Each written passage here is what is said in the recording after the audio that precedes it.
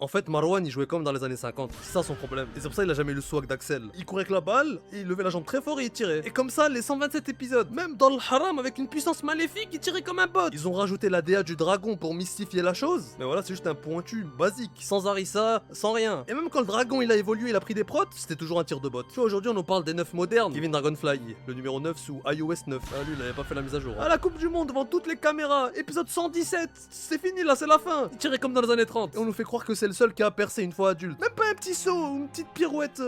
Au moins pour montrer que tu sais. La palette technique d'une Freebox. Son tout premier match, il a réussi un dribble, il a plus jamais tenté. Ça me fait mal de le dire, mais Kevin ne sait pas faire la virgule. Après voilà, hein, respect, hein. Martinelli aussi, il a fait carrière comme ça. Hein. Il me fait penser à Puskas. Et c'est pas un compliment du tout, hein. Le trophée Puskas, il s'appelle Puskas, parce que dans les années 50, c'est le premier humain à avoir marqué à plus de 3 mètres du but. Mais même s'il avait la diversité offensive à Joshua Guilavogui, Kevin était super émouvant comme personnage. C'était pour les émotions qu'il nous transmettait qu'on l'aimait. Pas pour le foot, hein. Ah vraiment pas, hein. Ah pas du tout, hein. Absolument pas, hein.